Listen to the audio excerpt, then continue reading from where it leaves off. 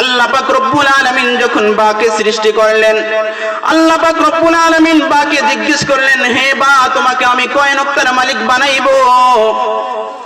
বা বললেন, আল্লাহ আপনি আমাকে এক নক্তার মালিক বানান। আল্লাহ পাক রব্বুল আলামিন আবার জিজ্ঞেস করলেন, ইয়া বা, তুমি কেন এক নক্তা নিতে চাও? তখন বা বললেন, আল্লাহ হে রব্বে কারীম, সারা পৃথিবীর মালিক আপনি, আর আপনি এক, এই কারণে আমি এককে ভালোবাসি, এক নক্তা আমাকে দেন। আল্লাহ পাক রব্বুল আলামিন বার উপরে খুশি হইয়া আল্লাহ পাক রব্বুল আলামিন পবিত্র কোরআনের সূচনা করেছেন বা দ্বারা। পবিত্র কোরআনে পাক আল্লাহ পাক রব্বুল আলামিন নাজিল করেছেন 29টা হরফের মাধ্যমে, 29টা হরফ দ্বারা শব্দ আকারে ধারণ করে বিভিন্ন সূরা আল্লাহ পাক রব্বুল আলামিন নাজিল করেছেন। আল্লাহ পাক রব্বুল আলামিনের পয়গম্বর, যেই কোরআন পয়গম্বর উপরে নাজিল হয়েছিল, ওই পয়গম্বরের ওই কোরআনের মধ্যে, আমাদের ওই কোরআনের মধ্যে আল্লাহ পাক রব্বুল আলামিন 114 বার বিসমিল্লাহকে নাজিল করেছেন। সূরা কতটা? 114টা। বিসমিল্লাহ কতবার আল্লাহ নাজিল করেছেন? 114 বার নাজিল করেছেন। একটা সূরায় বিসমিল্লাহ নাই, সূরাতুত তওবা। সূরা তওবার মধ্যে আল্লাহ পাক রব্বুল আলামিন বিসমিল্লাহ দেয় নাই। এটাকে আল্লাহ পাক রব্বুল আলামিন সূরাতুল কালামের মধ্যে 2 বার বিসমিল্লাহ উল্লেখ করেছেন। প্রথমবারও সূরার শুরুতে উল্লেখ করেছেন ইন্নাহু মিন সুলাইমান ওয়া ইন্নাহু বিসমিল্লাহির রহমানির রহিম। সেটা আবার আল্লাহ পাক রব্বুল আলামিন সূরা নমলের মধ্যে উল্লেখ করেছেন। তাহলে 114টা সূরা এবং 114 বার পবিত্র কোরআনের মধ্যে বিসমিল্লাহ উল্লেখ আছে। এই বিসমিল্লাহর প্রথম বর্ণ কি? প্রথম হরফ কি? বা। পবিত্র কোরআনের প্রথম বর্ণের নাম কি? সবাই একটু বলেন তো। বা। পবিত্র কোরআনের সর্বপ্রথম যে বর্ণ বা হরফ বলেন, ওই হরফের নাম কি? বা। আর আরবি বর্ণমালার আরবি হরফের প্রথম হরফের নাম কি? আলিফ। প্রথম হরফের নাম কি? আলিফ। আল্লাহ পাক রব্বুল আলামিন কেন আলিফ দ্বারা পবিত্র কোরআনকে শুরু করলেন না? আল্লাহ পাক রব্বুল আলামিন কেন বা দ্বারা পবিত্র কোরআনের সূচনা করলেন? তাফসীরে কাবীরের লেখক বলেন, এই বিসমিল্লাহির রহমানির রহিমের ব্যাখ্যায় লেখেন, আল্লাহ পাক রব্বুল আলামিন যখন বাকে সৃষ্টি করলেন, আল্লাহ পাক রব্বুল আলামিন বাকে জিজ্ঞেস করলেন, হে বা, তোমাকে আমি কয় নক্তার মালিক বানাইবো? বা বললেন, আল্লাহ আপনি আমাকে এক নক্তার মালিক বানান। আল্লাহ পাক রব্বুল আলামিন আবার জিজ্ঞেস করলেন, ইয়া বা, তুমি কেন এক নক্তা নিতে চাও? তখন বা বললেন, আল্লাহ হে রব্বে কারীম, সারা পৃথিবীর মালিক আপনি, আর আপনি এক, এই কারণে আমি এককে ভালোবাসি, এক নক্তা আমাকে দেন। আল্লাহ পাক রব্বুল আলামিন বার উপরে খুশি হইয়া আল্লাহ পাক রব্বুল আলামিন পবিত্র কোরআনের সূচনা করেছেন বা দ্বারা। আরেকটা তাফসীরে কাবীরের মধ্যে আরেকটা বর্ণনা এসেছে, আল্লাহ পাক রব্বুল আলামিন যখন আদম আলাইহিস সালাতু ওয়াস সালামকে সৃষ্টি করলেন, আদম আলাইহিস সালাতু ওয়াস সালাম রূহের জগতে উপস্থিত করলেন। আল্লাহ পাক রব্বুল আলামিনের কুদরতি হাত দ্বারা এই বাম পাজরে আঘাত করলেন, থাপ্পড় দিলেন। যত পৃথিবীর বুকে যত নেককার সন্তান আসবে, প্রত্যেকটা নেককার সন্তানের রূহকে ওই রূহের জগতে উপস্থিত হয়ে গেছে। আবার আল্লাহ পাক রব্বুল আলামিনের কুদরতি হাত দ্বারা বাম পাজরে হাত মারলেন। হাত মারার সঙ্গে সঙ্গে যেই সমস্ত বান্দারা দুনিয়াতে নাফরমানি করবে, ওই সমস্ত বান্দাদের রূহগুলোকে আল্লাহ পাক রব্বুল আলামিন উপস্থিত করে দিয়েছেন। তখন আল্লাহ পাক রব্বুল আলামিন জিজ্ঞেস করলেন, আলাস্তু বিরাব্বিকুম, আমি কি তোমাদের প্রভু নয়? আমি কি তোমাদের রব নয়? আমি কি তোমাদের রব নয়? তখন সকলেই বলেছেন, বালা, হা হা, ও আল্লাহ আপনি আমাদের প্রত্যেকের রব। এই বালার প্রথম বর্ণের নাম কি? সবাই চিল্লায় বলেন, বা। বালার প্রথম বর্ণের নাম কি? বা। বালা লিখতে প্রথম বা লাগে। আল্লাহ পাক রব্বুল আলামিন পৃথিবীর মানুষকে জানাইয়া দিবার জন্য ওই আলমে আরহার কথা, রোহের জগতের কথা মানুষ যেন ভুলে না যায়, মানুষ যেন ভুলে না যায়। ওই একদিন কিন্তু আল্লাহ পাক রব্বুল আলামিনকে স্বীকার করে এসেছি। ওই আল্লাহ পাক রব্বুল আলামিনকে আল্লাহ পাক রব্বুল আলামিন আমাকে ফেরেশতাদের মাধ্যমে ডাক দিয়ে নিয়ে যাবে, মৃত্যু দিয়ে দিবে, আবার আল্লাহ পাক রব্বুল আলামিন উঠাইবে। ওই রূহের জগতের কথা যেন মানুষ স্মরণ করে। এই কারণে আল্লাহ পাক রব্বুল আলামিন কোরআন কারীমের প্রথম বর্ণ বা দ্বারা শুরু করেছেন। বা পড়লেই যেন মনে হয় ওই বালা বলে এসেছিলাম, ওই বালার একদিন হিসাব দিতে হবে। বা পড়লেই যেন মনে হয় হায় আল্লাহ পাক রব্বুল আলামিনের দরবারে স্বীকারোক্তি দিয়েছি, আল্লাহ আপনি আমার প্রভু। কি করছি? স্বীকারোক্তি দিয়ে আসছি। এই কারণে আল্লাহ পাক রব্বুল আলামিন বা দ্বারা পবিত্র কোরআনুল কারীম শুরু করেছেন, সূচনা করেছেন। হযরতে পয়গম্বর মূসা আলাইহিস সালাতু ওয়াস সালাম, পয়গম্বর মূসা আলাইহিস সালাতু ওয়াস সালাম একদিন রাস্তা দিয়ে যাচ্ছে। পয়গম্বর মূসা আলাইহিস সালাতু ওয়াস সালাম দেখতেছেন এক কবরের মধ্যে ওই কলু বালা বলে এসেছিল, কিন্তু বালার কাজ করে নাই। তিনি দুনিয়াতে নাফরমানি করেছে। দেখতেছে কবরের মধ্যে দাউ দাউ করে আগুন জ্বলতেছে, কবরের মধ্যে আযাব হচ্ছে। পয়গম্বর মূসা অল্প একটু সময় দাঁড়াইলেন, দাঁড়ানোর পরে আবার চলে গেলেন। আবার কাজ সেরে আসার সময় ওই কবরের পাশ দিয়ে যাচ্ছে, দেখতেছে না না না না, ওই কবরের মধ্যে কোনো আযাব হচ্ছে না, ওই কবরের মধ্যে কোনো আযাব হচ্ছে না। দেখতেছে ওই কবরবাসী শান্তিতে ঘুমাচ্ছে, আরাম আয়াসে, অর্থাৎ সুখে আছে।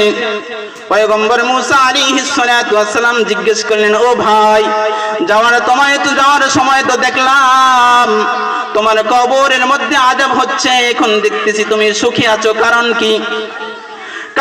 কারণ কি বলো? পয়গম্বরদেরকে আল্লাহ পাক রব্বুল আলামিন বিভিন্ন মুজিজা দিয়ে থাকেন। ওই বিভিন্ন মুজিজার মাধ্যমে আল্লাহ পাক রব্বুল আলামিন তাদের কাছ থেকে কিছু অলৌকিক ঘটনা ঘটায় থাকেন। যেরকম ভাবে হযরত ঈসা আলাইহিস সালাতু ওয়াস সালাম যে কোনো কবরের পাশে যদি দাঁড়িয়ে বলতো কুম বিইজনিল্লাহ, তুমি আল্লাহর হুকুমে দাঁড়িয়ে যাও, তাহলে ওই কবরওয়ালা ওই মুর্দা সাথে সাথে দাঁড়িয়ে যাইত। ঠিক তেমনি ভাবে হযরত মূসা আলাইহিস সালাতু ওয়াস সালাম ওই কবরবাসীর সঙ্গে কথা বললেন। কেন যাওয়ার সময় দেখলাম তুমি আযাবে আছো, এখন দেখতেছি কেন শান্তিতে? বলল পয়গম্বর মূসা, আল্লাহর নবী, আমি একজন পাপিষ্ঠ বান্দা ছিলাম। আমি এই কলু বালা আল্লাহকে স্বীকারোক্তি করে এসেছিলাম, কিন্তু দুনিয়াতে আমি আল্লাহ তাআলার নাফরমানি করেছি। দুনিয়াতে আমি আল্লাহ তাআলার নাফরমানি করেছি, এজন্য আমাকে আল্লাহ পাক রব্বুল আলামিন শাস্তিতে গ্রেফতার করেছে। আর যেদিন আমি ইন্তেকাল করি, সেই দিন আমার স্ত্রীর গর্ভে একটা সন্তান ছিল। আমি স্ত্রীকে বলেছিলাম, আমার সন্তানের বয়স যখন 6 বছর হয়ে যাবে তুমি মাদ্রাসায় ভর্তি করিয়া দিবা। কয় পয়গম্বর মূসা, আজ আমার সন্তানের 6 বছর হয়েছে, আর আমার ওয়াদা অনুযায়ী, আমার ওয়াদাকে রাখবার জন্য আজ আমার সন্তানকে মাদ্রাসায় ভর্তি করে দিয়েছে। আর ওস্তাদজিরা সর্বপ্রথম আমার সন্তানকে শিক্ষা দিয়েছে বিসমিল্লাহির রহমানির রহিম। আল্লাহ পাক রব্বুল আলামিন বলেন, তোর এই নাবালেগ সন্তান বলে আমি রহমান, তোর এই নাবালেগ সন্তান বলে আমি রহিম। কিভাবে আমি তোকে আযাব দিব? আল্লাহ পাক রব্বুল আলামিন সন্তানের জবানে বিসমিল্লাহ বলার সঙ্গে সঙ্গে ওই কবরবাসী পিতার আযাবকে maaf করে দিয়েছেন। তাহলে বিসমিল্লাহ পড়ার দরকার আছে কি নাই? তাফসিরে কাবীরের মধ্যে আরেকটা কিচ্ছা ঘটনা আল্লাহ পাক রব্বুল আলামিনের পয়গম্বর ওয়াকিয়া বর্ণনা করেছেন। তাফসিরে কাবীর এক জবরদস্ত কিতাব, ওই তাফসিরে কাবীরের মধ্যে এসেছে পয়গম্বর মূসা আল্লাহ পাক রব্বুল আলামিনকে বলেন, ইয়া আল্লাহ, ইয়া আসমান জমিনের মালিক আল্লাহ, এই হযরতে এই যে ফেরাউন আমার সঙ্গে কত নাফরমানি করে, তোমার সঙ্গে কত নাফরমানি করে। তোমার সঙ্গে কত নাফরমানি করে ফেরাউন, কিন্তু তুমি কেন ফেরাউনকে আযাব দিচ্ছ না? কি বলতেছে পয়গম্বর মূসা বলেন, আল্লাহ ফেরাউন খোদা দাবি করলো, দুনিয়াতে তোমারটা খেয়ে তোমারটা পয়রা তোমার আসমানের নিচে থাইকা তোমার নাচ নেয়ামত ভোগ কইরা তোমাকে বাদ দিয়ে নিজে বলে আমি রব, আমাকে তোমরা মানো, তুমি কিভাবে সহ্য করো? আর আমার সঙ্গে যে বেয়াদবি করে কেন তুমি শাস্তি দিচ্ছ না? তাফসিরে কাবীরের মধ্যে বলেন আল্লাহ পাক রব্বুল আলামিন পয়গম্বর মূসাকে জবাব দিলেন, ইয়া পয়গম্বর মূসা, আমি যখন ইচ্ছা করি আমি যখন ইচ্ছা করি তখনই কিন্তু আযাব দিতে পারি। আযাব দিতে আমার এক কিঞ্চিত পরিমাণ সময় লাগে না, যখন ইচ্ছা করি সাথে সাথে ফেরাউনের কাছে আযাব চলে যাইবে। কিন্তু মূসা রে, তার বাড়ির সামনে যে গেট আছে ওই গেটের মধ্যে খোদাই করা বিসমিল্লাহির রহমানির রহিম লেখা। আরে মূসা পয়গম্বর, তার ওই বাসভবনের গেটের মধ্যে লেখা বিসমিল্লাহির রহমানির রহিম, তার গেটের মধ্যে লেখা আমি বলে রহমান, আমি বলে পরম করুণাময় দয়ালু মেহেরবান, তাহলে আমি কিভাবে তার ওই বাসভবনের মধ্যে আযাব দিব? পয়গম্বর মূসা আলাইহিস সালাতু ওয়াস সালাম বুঝতে পারলেন আল্লাহ তাআলা যে মেহেরবান, আল্লাহ তাআলা যে মহান। এই কারণে ওই ফেরাউনকে আল্লাহ পাক রব্বুল আলামিন 400 বছর অপেক্ষা করেছেন, আযাব দেয় নাই। কোন কারণে? 400 বছর আল্লাহ পাক ফেরাউনকে কোনো আযাব দেয় নাই। কোন কারণে? ফেরাউনের গেটের সামনে কি লেখা ছিল? বিসমিল্লাহির রহমানির রহিম। ও ভাই, ও যুবক ভাই, ও পর্দার আড়ালের মা ও বোনেরা, খেয়াল করে শোনো, তোমার তো সন্তান আছে, তোমার তো আল্লাহ পাক রব্বুল আলামিন সন্তান দান করেছে। একটা সন্তান কি মাদ্রাসায় কোরআনে হাফেজের মালিক বানাইতে পারো না? কোরআনের হাফেজের যদি মালিক বানাইতে পারো, তার মস্তিষ্কের মেমোরিতে যদি বিসমিল্লাহর বা থেকে নিয়ে সূরা নাসের সিন পর্যন্ত মুখস্থ করতে পারে, আল্লাহ পাক রব্বুল আলামিন হাসরের ময়দানে তাকে maaf করে এই দুনিয়ার 10 দুনিয়া পরিমাণ একটা জান্নাত দিয়ে দিবে। শুধু জান্নাত দিবে না, শুধু জান্নাত দিবে না, আল্লাহ পাক রব্বুল আলামিন তাকে এমন সুপার পাওয়ার দান করবেন, তাকে 10 জন জাহান্নামীকে জান্নাতে নেওয়ার সুপার পাওয়ার ওই বান্দাকে আল্লাহ পাক রব্বুল আলামিন দান করবেন। হযরত আব্দুল কাদের জিলানী রাহমাতুল্লাহ আলাইহির নাম আমরা শুনছি কিনা? ওলিদের ওলি হযরত আব্দুল কাদের জিলানী রাহমাতুল্লাহ আলাইহির মা আব্দুল কাদের জিলানী রাহমাতুল্লাহ আলাইহির বয়স যখন 6 বছর, কয় বছর বাবা? যখন 6 বছর হয়ে গেল, এক মাদ্রাসায় নিয়ে গেলেন, বললেন উস্তাদজি, আমার এই সন্তানকে আপনার কাছে দিয়ে গেলাম, আমার মনে বড় আশা, আমার মনে বড় আকাঙ্ক্ষা, এই সন্তানকে আমি কোরআনের হাফেজ বানাইবো। কি বানাইবো বাবা? কার মা বলছে? হযরত আব্দুল কাদের জিলানী রাহমাতুল্লাহ আলাইহির মা বলেন, আব্দুল কাদের জিলানী রাহমাতুল্লাহ আলাইহির মা বলেন, আমার মনে আশা আমার সন্তান যেন পবিত্র কোরআন তার মস্তিষ্কের মেমোরিতে ধারণ করে। ওই ওস্তাদজিকে বললেন, এই ছাত্র এই 6 বছর পর্যন্ত তাকে কোনো প্রতিষ্ঠানে আমি ভর্তি করি নাই, এই পর্যন্ত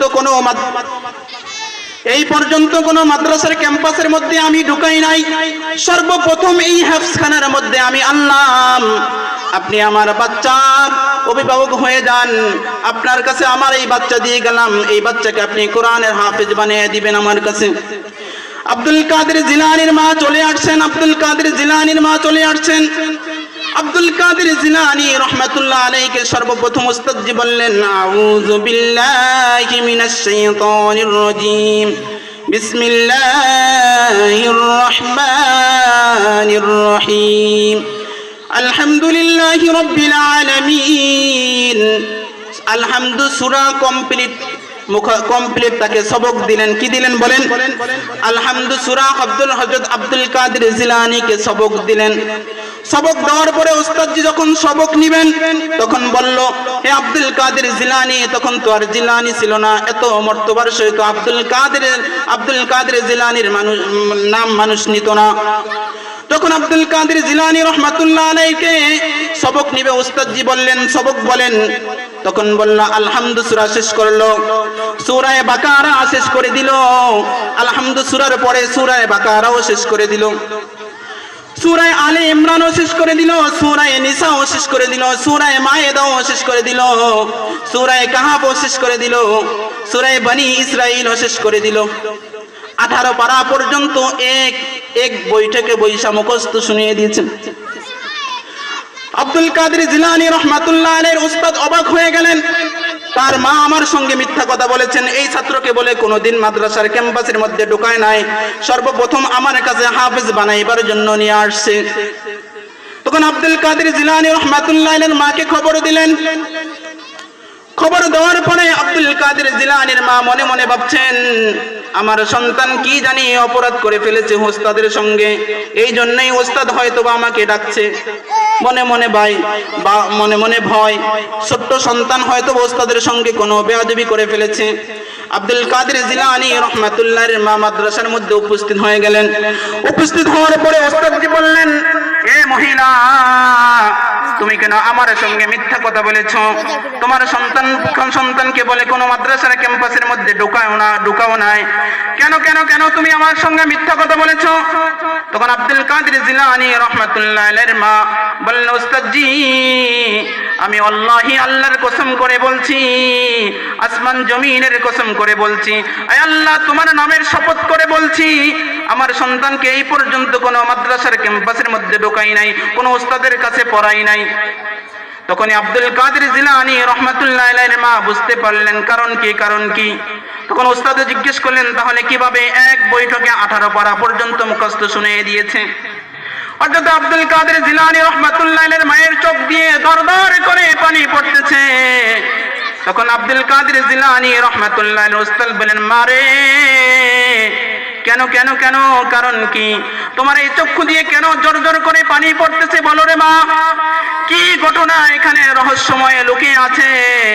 তখন আব্দুল কাদের জিলানী রাহমাতুল্লাহ আলাইহির মা বললেন, এই সন্তান যখন আমার পেটের মধ্যে ছিল, তখন আমি সময় পেলেই পবিত্র কোরআনের তেলাওয়াত শুরু করে দিতাম, সময় পেলেই পবিত্র কোরআনের তেলাওয়াত শুরু করে দিতাম। যখন 18 মাস হয়েছে আমার পেটের মধ্যে ছিল, ওই 18 মাস যেদিন পূর্ণ হয়েছে ওই দিন জন্মগ্রহণ করেছে। আমার তো মনে হয় যখন আমি পবিত্র কোরআনে কারীম আমার পেটের মধ্যে আমার সন্তানকে ধারণ করে যখন আমি পবিত্র কোরআনের তেলাওয়াত করেছি, ওই সন্তান ওই তেলাওয়াত শুনে শুনে মুখস্থ করে ফেলেছে। কত পারা? আজ আমাদের মা বোনরা কি করে, যখন সন্তান পেটের মধ্যে ধারণ করে তখন তো একটু হাঁটাচলা করতে কষ্ট হয়, একটা অ্যান্ড্রয়েড মোবাইল আনে নাটক সিনেমা দেখতে থাকে, এক টিভি ছাইরা দেয়, ডিশেল লাইন দিয়ে টিভি ছাইরা দেয়। মা বোনরা এভাবে পেটের মধ্যে সন্তান ধারণ করে কি করতে, এই ভিডিও, বিভিন্ন খারাপ ছবি ইত্যাদি, বিভিন্ন নাটক ইত্যাদি দেখতে থাকে। ওই সন্তান কি ভালো হওয়ার সম্ভাবনা আছে? সন্তান ভালো হইতে হইলে সর্বপ্রথম মাকে ভালো হইতে হবে। এই কারণে সন্তানের 1 নম্বর হক হচ্ছে আপনার সন্তানের মাকে সঠিকভাবে নির্ণয় করা, নির্বাচন করা। যদি সন্তানের মা সঠিকভাবে নির্ণয় হয়ে থাকে তাহলে আশা করা যায় ওই মায়ের পেট থেকে আল্লাহ পাক রব্বুল আলামিন ভালো সন্তান দান করবেন। আর যদি সন্তানের মা খারাপ হয়, আশা করা যায় না ওই সন্তানের পেটের মধ্য থেকে ভালো সন্তান আসবে, আশা করা যায়। মনে করেন আপনি বাজার থেকে আম আনলেন, ফজলিয়াম মিঠানা সাদা, মিঠানা টক, মিষ্টি না। আরেকটা আম আছে আশি নাম, কি আম? আশি নাম। এই আশি না আমটা হচ্ছে টক। আপনি যদি বাজার থেকে 80 না আম আইনা বাড়িতে যদি বলেন স্ত্রীকে আম কাইটা দাও, আর মিঠাকে তলব করেন, মিঠা তালাশ করেন, এই আম কেন মিঠা না? এটাকে সম্ভব? আম মিষ্টি হওয়া কখনো সম্ভব? আরে 80 না আম আনলে 80 না আমে চুকার স্বাদ আপনার গ্রহণ করতে হবে। মিষ্টি আম আনলে ওই মিষ্টি আমের স্বাদ গ্রহণ করতে হবে। ওই নেককার স্ত্রী আনলে অবশ্যই আশা করা যায় আপনাকে আল্লাহ পাক রব্বুল আলামিন একজন নেককার সন্তান দান করবেন। আর যদি বদকার খারাপ মেয়ে আপনি নির্বাচন করেন তাহলে আশা করা যায় না আপনার গর্ভ থেকে, আপনার স্ত্রীর গর্ভ থেকে, আপনার ঔরসে ভালো সন্তান আশা করা যায় না। এই কারণে পয়গম্বর আরবি সাল্লাল্লাহু আলাইহি ওয়াসাল্লাম বলেন, পয়গম্বর আরবি সাল্লাল্লাহু আলাইহি সাল্লাম বলেন তুনকাহুল মারআতু লিআরবাইন লিমালিহা ওয়া লিহাসাবিহা ওয়া লিজামালিহা ফাযিবুর বিজাদিদ্দিন। ও অভিভাবকরা, যারা যারা বিয়ে করবা শুনে রাখো, শেষ করে দিচ্ছি, যারা যারা বিয়ে করবা শুনে রাখো, তুমি যখন স্ত্রী নির্ণয় করবা, তুমি যখন বিবাহ করতে যাইবা, বিবাহ করার প্ল্যান করবা, পয়গম্বর বলেন আরবের লোকেরা 4টা জিনিস দেখে বিবাহ করে। কয়টা জিনিস দেখে বাবা? 4টা জিনিস দেখে। তুনকাহুল মারআতু লিআরবাইন লিমালিহা, 1 নম্বরে তার সম্পদ দেখে, ওয়ালি হাসাবিহা তাদের বংশ দেখে, ওয়ালি জামালিহা তাদের সৌন্দর্য দেখে, ওয়ালি দীনিহা তাদের দিনদারিত্ব দেখে। পয়গম্বর বলেন তুই জামালও পাইলা না, সুন্দর মালাই পাইলা না, মালও পাইলা না, কিছুই পাইলা না, ওয়ালি দীনিহা দিনদারিত্ব যদি তুই পাও, তাহলে তোর ঘরের মধ্যে আল্লাহ পাক রব্বুল আলামিন জান্নাতের নাজ নেয়ামত দিয়ে রাখবে। তোর ঘরের মধ্যে সব সময় শান্তি আর শান্তি। আল্লাহ পাক রব্বুল আলামিন আমাদের সকলকে বিসমিল্লাহির রহমানির রহিম কে বেশি বেশি পাঠ করার তৌফিক দান করুন। বেশি বেশি বিসমিল্লাহির রহমানির রহিম পাঠ করে এবং সমস্ত কাজের শুরুতে বিসমিল্লাহ পাঠ করব। শেষ করে দিচ্ছি 30 সেকেন্ড। হুজুরে বারবার বলতেছে কুল্লু আমরিন জিবানিন লাম ইউবদা ফিহি বিসমিল্লাহির রহমানির রহিম। আল্লাহর পয়গম্বর বলেন ওই কাজের মধ্যে বরকত নাই, যেই কাজের শুরুতে বিসমিল্লাহ পড়া হয় না। ওই কাজের মধ্যে কি করে না? বিসমিল্লাহ পড়া হয়, ওই কাজের মধ্যে বরকত হয় না এবং কি লেস কাটা থাকে, ওই কাজটা অসম্পূর্ণ থাকে। এখানে প্রত্যেকটা কাজের শুরুতে ইনশাআল্লাহ আমরা বিসমিল্লাহ পড়ব।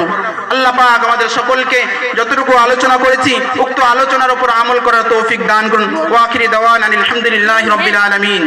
আসসালামু আলাইকুম ওয়া রাহমাতুল্লাহি ওয়া বারাকাতুহু।